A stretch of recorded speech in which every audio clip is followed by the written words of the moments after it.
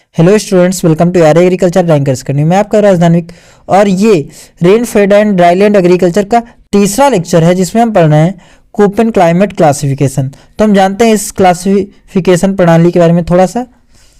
यह एक प्रसिद्ध जलवायु वर्गीकरण प्रणाली है जिसे जर्मन मौसम वैज्ञानिक व्लादिमीर कोपेन द्वारा विकसित किया गया था। यह प्रणाली धरती की विभिन्न जलवायु क्षेत्रों को उनकी औसत वार्षिक और मासिक तापमान वर्षा के आधार पर विभाजित करती है। देखिए मैं बताता हूँ इसमें होता क्या है।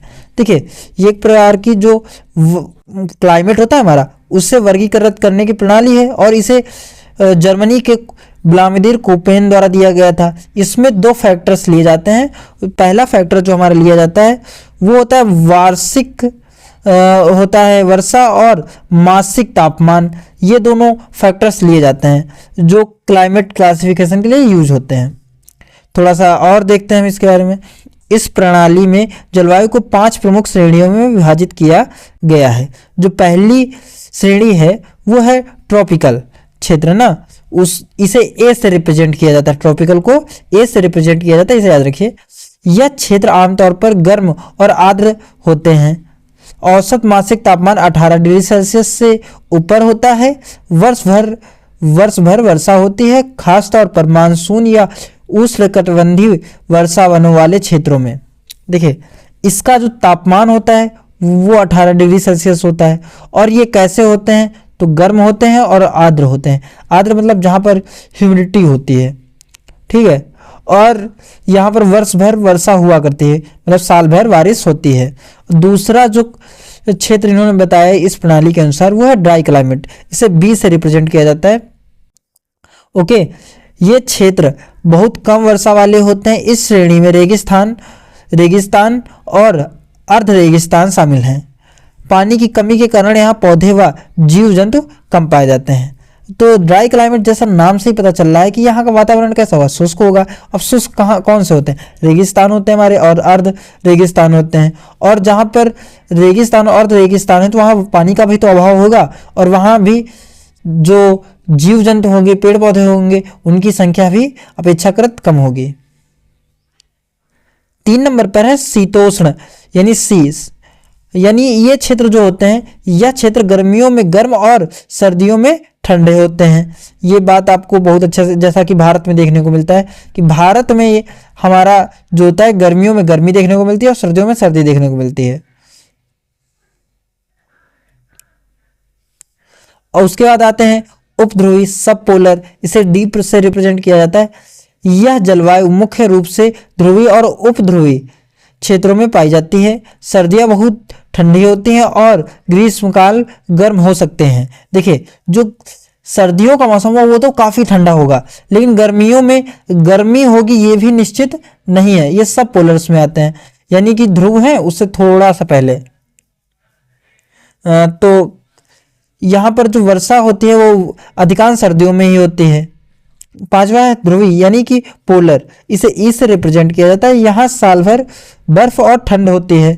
देखिए जो पोलर्स होते हैं हमारे ध्रुव होते हैं, उत्तरी ध्रुव और दक्षिणी ध्रुव, वहाँ पर हम जानते हैं कि ये क्या होता है। वहाँ पर बर्फ जमी रहती है साल भर, और वहाँ पर जब बर्फ ही जमी है तो गर्मी का कोई चांस है नहीं है, बिल्कुल नहीं है। वहाँ पर ठंडक पड़ती है और वहाँ का जो औसत तापमान होता है वो होता है 10 डिग्री सेल्सियस, ठीक है। और इस श्रेणी में टुंड्रा और बर्फ आच्छादित क्षेत्र आते हैं। देखिए टुंड्रा एक विशेष रीजन है, ठीक है, और बर्फ आच्छादित मतलब ऐसे क्षेत्र जहाँ पर बर्फ हमेशा ढकी रहती है। उसके बाद इसे सब डिवाइज भी किया गया था। देख लेते हैं हम इसे। तो देखिए पहला जो सब डिवाइज किया जाता है, इसमें सब डिवाइज FSW से किया जाता है। तो हम ए रीजन वालों को देखते हैं, इसे समझ जाएंगे तो आगे भी समझ जाएंगे। AF यानी हम ट्रॉपिकल की बात कर रहे हैं, तो AF में होता है ट्रॉपिकल रेनी क्लाइमेट। ये ट्रॉपिकल मैंने ए वाले में बताया था आपका, तो ये ए रिप्रेजेंट कर रहा है। और F जो है नो ड्राई सीजन, यहाँ पर यानी वो क्षेत्र में कोई भी ड्राई सीजन नहीं है। और S से मतलब है, AS से मतलब है ट्रॉपिकल रेनी क्लाइमेट में समर ड्राई रीजन है, ठीक है। और AW ट्रॉपिकल रेनी क्लाइमेट और विंटर ड्राई सीजन। उसके बाद इसके इसी प्रकार और आप क्लासीफाई सब डिविजन्स को कर सकते हैं, A B C D E. Okay, अब इसके लाभ की बात करते हैं हम। तो पहला लाभ है सरलता और व्यापकता। देखिए ये इस प्रकार सरलता और व्यापकता है कि जो हमारा ये प्रणाली है इसमें दो फैक्टर्स काम मिले जाते हैं। एक तो हमारा मासिक तापमान और मासिक वर्षा, यानी एक माह में कितनी वर्षा और कितना तापमान है, इस आधार पर ही इसे मेंटेन करना होता है। तो ये सरल हो जाता है। और स्पष्ट जलवायु क्षेत्रों की पहचान, इस प्रणाली के अंतर्गत क्या होता है कि जो हमारी जलवायु है किसी क्षेत्र की, उसे सरलता से और पहचाना जा सकता है और स्पष्टता होती है, कोई दुविधा नहीं होती कि इसमें कोई संदेह है, यानी स्पष्टता से किसी क्षेत्र को वर्गीकृत कर देता है। आधुनिक उपयोग के लिए अनुकूल, आधुनिक यानी कि ये जो हमारी प्रणाली है ये वैज्ञानिक है, यानी जो मौसम विज्ञान है और अदर जो साइंटिफिक रीजन्स हैं, मतलब कारण हैं, उन्हें सेटिस्फाई करती है और इसका प्रयोग विज्ञान के लिए आगे भी किया जाता है। और वैश्विक स्वीकृत, वैश्विक स्वीकृति का मतलब क्या है कि सभी जगह इसे स्वीकृत किया जाता है, यानी जो इसके परिणाम है सभी के द्वारा मान्य है, यानी इसे हमेशा माना जाता है यदि अगर इससे का प्रमाण दिया जा रहा है। लचीला और अपग्रेडेबल, यानी लचीला और अपग्रेडेबल का मतलब यह है कि ये इसमें समय के साथ परिवर्तन किया जा सकता है। जैसे अगर हमें कोई फैक्टर ऐड करना है वो ऐड कर सकते हैं, जो भी कारक हैं वो सभी हम इसमें समय के साथ ऐड करते चल सकते हैं, यानी इसमें परिवर्तन कर सकते हैं, जिससे प्रणाली हमें नष्ट नहीं होती, यानी अगले रूप में परिवर्तित हो जाती है। आगे देखते हैं। अब देखिए जिसके फायदे होते हैं उसके कुछ नुकसान भी होते हैं। तो इसकी कुछ सीमाएं हैं।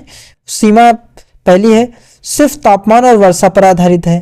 देखिए सिर्फ तापमान और वर्षा पर आधारित है, लेकिन अदर फैक्टर्स जो होते हैं वो भी तो क्लाइमेट को प्रभावित करते हैं, जैसे हमारा ह्यूमिडिटी हो गई और विंड की वेलोसिटी हो गई, ये सारी चीज़ें भी डिपेंड करती हैं। जलवायु की सूक्ष्म विविधता को ना समझना, देखिए इसमें क्या होता है कि अगर कोई स्थान है, बायोडाइवर्सिटी जैसे हम नहीं पढ़ते कि माइक्रो बायोडाइवर्सिटी केंद्र होते हैं, उसी प्रकार जो सूक्ष्म क्षेत्र होते हैं वहाँ पर अगर कोई पर्टिकुलर विविधता यानी मौसम में परिवर्तन देखने को मिल रहा है तो वो नहीं बता पाता और ये नहीं समझ पाता उसे। स्थानीय परिस्थितियों को अनदेखा करना, स्थानीय परिस्थितियों को अनदेखा करने का आशय क्या है, जैसे कोई क्षेत्र है वहाँ पर उसकी मिट्टी की संरचना कैसी है, वहाँ पर सिंचाई के साधन कैसे हैं, वहाँ पर जल की उपलब्धता कैसी है, ठीक है, इन सभी स्थानीय परिस्थितियाँ कैसी हैं वहाँ की, इनको ये सम्मिलित नहीं करता, यानी अनदेखा कर देता है, यानी छोड़ देता है। ठीक है, तो ये इसकी सीमाएं थी। आप हमारे चैनल को सब्सक्राइब करिए और PDF जो है इसकी आप टेलीग्राम चैनल से हमें डाउनलोड कर लीजिए। धन्यवाद।